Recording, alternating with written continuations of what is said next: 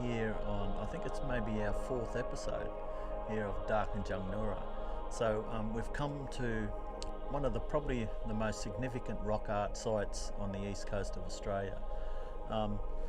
People tend to hear about, rock art in the top end in different areas. Naturally, it's different, and totally different symbolism as such and meanings. And I've brought you here to Ngura, which is Warre Warren Aboriginal Place. And this was declared an Aboriginal place in 1994, and between Darkinjung Local Aboriginal Land Council, National Parks and Wildlife Service and State Forest of New South Wales. So these three agencies, two agencies, government agencies and an Aboriginal traditional group, as in Darkinjung Local Aboriginal Land Council, had come together to jointly manage this place, which is very special here to local Aboriginal people. As you can see, this site, which they call Warre Warren Aboriginal Place, is around 8 to 10,000 years old, but I believe that it's much older than that, but mainly because of the evidence of the rock art that's in here. We've got over 280 sites just like this site here at Warre Warren Aboriginal Place, and they all have different symbolism on the actual cave itself. They represent all different stories. I guess you can call these our sort of outdoor classrooms as such too at the same time, because as you can see with the handprints on the cave wall, there's also children right through to women, men, elderly, that have all put their handprints on this cave. So we have a full community here that lived in this time and this space, I suppose, at this in this area. And down in the front of the cave here we have an area which was partially cleared, and a fire had just gone through this site too. And so for thousands of years our people would have camped here right in front of the cave with what they call gunyas, or just structures as such that are both winter and summer structures at different times, where the people would have stayed here on a regular basis. Naturally, our mob would have moved down to the coastal areas during their seasonal walks, but that would only be the fit ones as such, and the young ones and fitter elders as such. Elders that couldn't make the annual trek would stay up here in the permanent camp place. Usually young people would be running food back here to the elders from the coastline. So that seasonal time too, at different times, naturally when early spring into summer, when the people would start moving down to the waterways like the rivers and lagoons and lakes and wetlands, where there's much more food, in the oceans as such.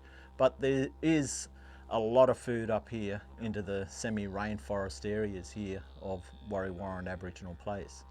And the handprints have a cultural meaning, as in when you are born on the land as such. In Aboriginal cultural belief, we say that you make that connection straight away, spiritually and physically. The handprint is a physical way that our people register themselves as, this is who we are, where we come from, this is my place. And that's what the handprint represents. Colours ochres of yellow ochre, red ochre, white ochre, different clays, and they would chew this up in the mouth and mix it up and then spit it on the hand against the cave wall as such, and leave the print of the handprint. So there'd be many generations after generations that would lay their hands on top of each other. Above the cave we have a slight sloping ground up top, which we call a hanging swamp, and this is where naturally the sandstone would hold a lot of water when it rains on the swamp, and it would hold the water back and just drip on the top of the wave like cave here, and drip down into the ground. Traditionally there was a pool here, a beautiful big water hole, water pool, a natural one, and it's dried up over many, many years. And I guess from the state of logging here, because State Forest did a hell of a lot of logging here in this place, and it has disturbed the whole ecology of the area itself. So not only the plants, but also the animals, breeding seasons, they've all changed because of the state of logging. And it has, changed the whole area itself. And so over many years, I guess, when Australia in the early days were logging in places like this, they logged for over nearly 100 years of logging. And, the massive trees that they felled and dragged out of here were, you could never get them back again unless human beings would leave these trees and let them grow untouched for another 1,000 years. We might see them big trees coming back. But you can see there's, it's really beautiful here in this place, very peaceful when you come here, and you can also feel the spirit of the people that are still here. We believe that the spirit of these people is still sitting right here listening to us right now, telling this story, and being here in Aboriginal, in this beautiful Aboriginal place. The Central Coast has about 5 Aboriginal places, which are with the Darkinjung Local Aboriginal Land Council, and these are special places that could be rock engraving sites, rock art sites, spiritual sites as such, similar like Mount Yango as such, and who have big story places to them. And Aboriginal places are recognised by the state government, and they're protected and preserved by particular laws too today. Just a little bit of historical stuff there, where Aboriginal people, we weren't allowed to interact with our culture for over 75 years. And being incarcerated on missions and reserves, we were finally given our freedom probably by 1975, when Gough Whitlam came to power and actually broke down a lot of those stereotype laws and everything else against Aboriginal people at the time. So it's only been around 50 odd years that we've had some input and control over our own heritage as such. Still to this day, Aboriginal people do not have full autonomy over their heritage in Australia. As probably one of the last Indigenous peoples on earth to have such, or to be given autonomy over their heritage. But hopefully that will change into the future, because these places are very special to Aboriginal people.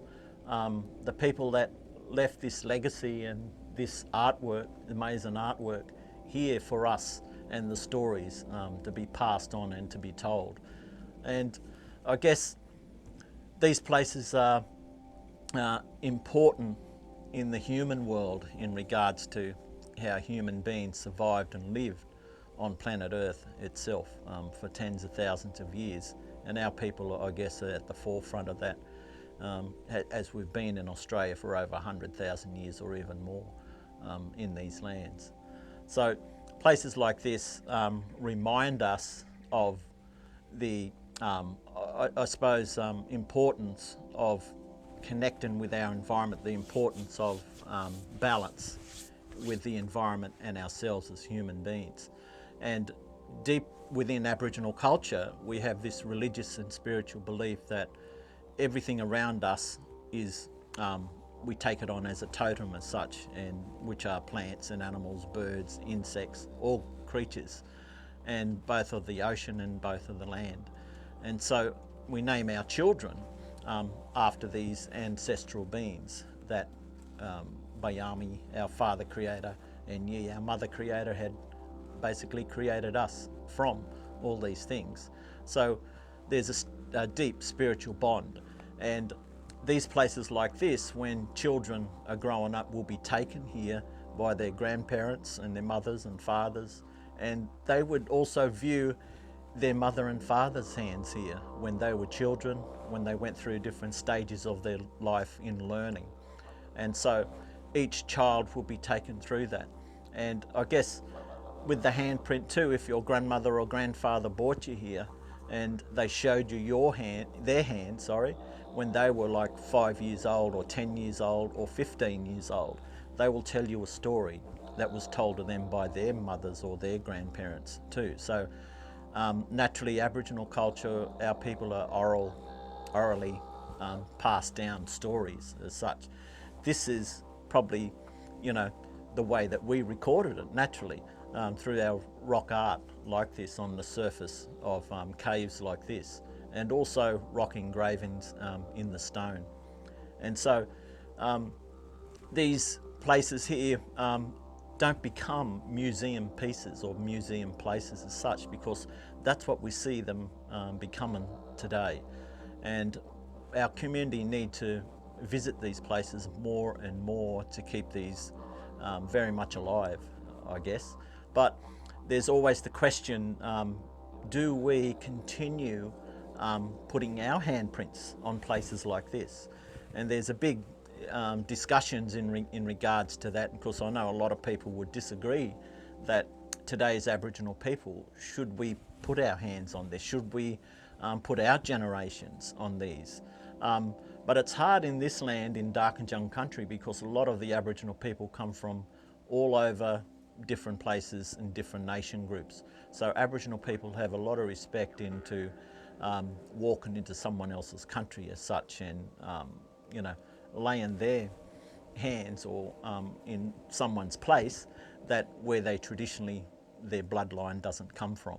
So that's something that you know, why these are untouched as such to this day. And also, when Aboriginal people were incarcerated over 200 years ago, this would have been the last time that an image would have been placed on this cave as such. And there's so many of these caves here in Warre Warren Aboriginal Place. It's over 800 hectares big, and there's more that we'd like to add to the Aboriginal place too, since they ceased logging in these areas, so they don't log here anymore, which is good. And under the joint management with Darkinjung Local Aboriginal Land Council, naturally we have the right to jointly look after and manage these places as such. But like I said, I hopefully that one day that we have given full autonomy to, you know, have these places to totally ownership to ourselves as such, because they still are under an act of law in New South Wales government called the National Parks and Wildlife Service. So, and there's been a lot of contentious issues with National Parks and Wildlife Service over many, many years, and still happening to this day. But places like this, this gives our people strength, it gives our people hope, and our children hope and strength too, by seeing some of their ancestral, you know, people before us, and it gives an open window into their lives and how they lived on these lands. I know it's changed a lot when they were here. Naturally, it would have been totally different. When logging goes into a place or an area, it really does upset the whole ecology of the whole area itself. So it has changed a hell of a lot. So the land is slowly healing itself. I guess just like Aboriginal people are slowly healing with that too. And this area, we wanted to always make this an area that is always easy access for our community to come here, to bring your families, to walk amongst the spirit of the people here as such, to have a barbecue up here, feed, to collect some materials to make traditional tools or weapons as such like that. And we do use Warre Warren Aboriginal Place for that too.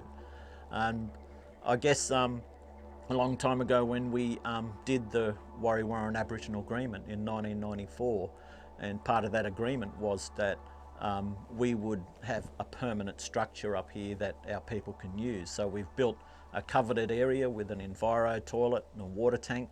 This allows our people to come here and to relax in this place too. So it's a locked area. A lot of people don't get to see this as such, and a lot of people don't know that this type of rock art exists in New South Wales.